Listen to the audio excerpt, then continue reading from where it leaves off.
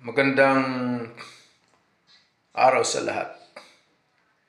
The YouTube channel of the Fraternal Order of Eagles, Limbaslo Corner is back to once again render public service in the field of law, or itong pagbahagi namin ng aming kaunting kaalaman sa batas para sa kaalaman ng sambayanang Pilipino. O the topic? Well, the topic that we will be discussing this morning is in relation to our discussion yesterday in another forum, all right, about an auditor of the Commission on Audit who refused to conduct an audit on a reported anomaly committed by an accountable officer. Ano yung topic pa lang yun? Okay, ito yun yung kahapon na topic. Isang concerned citizen sa local government unit ay sumulat sa auditor 2 beses about the missing funds in the custody of a public accountable officer. At pinuntahan din niya, personal daw, na nakausap itong auditor. At sinabi ng auditor na hindi daw niya i-audit kasi ayaw nilang mapasama lang daw sa politika. Siyempre, local government unit ito, ayaw. Tika muna, ang diskusyon, ayaw. Wala namang kinalaman sa politika ang Commission on Audit, yung trabaho.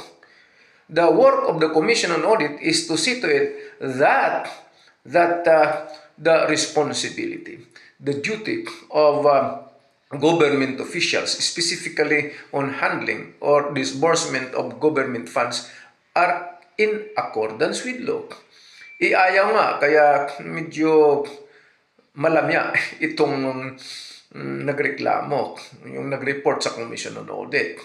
Kaya ang balak nila, magsasampa na lang daw ng kaso, either administratibo and or criminal, before another equally independent constitutional body, the Office of the Ombudsman.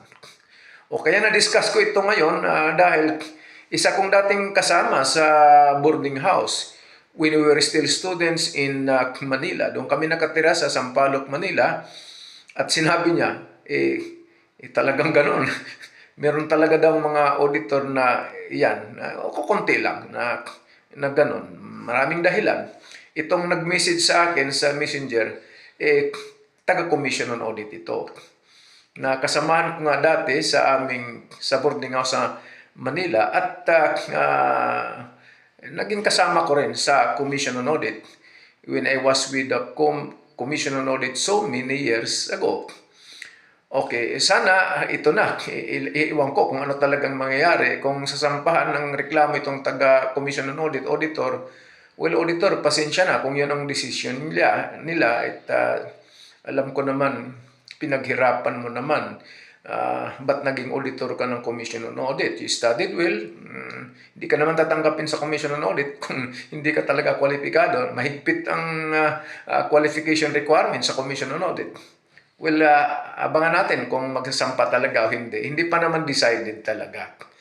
Okay, sana mga sabayan ng Pilipino nakatulong na naman, nakapag-share ng kunting kaalaman sa batas itong Limbas Marangal Eagles Club of the Eastern Rizal Region 2 sa pamamagitan ng inyong lingkod na isa namang abogado, isang guro or professor in different law schools in the country. Maraming salamat. Magandang umaga sa lahat.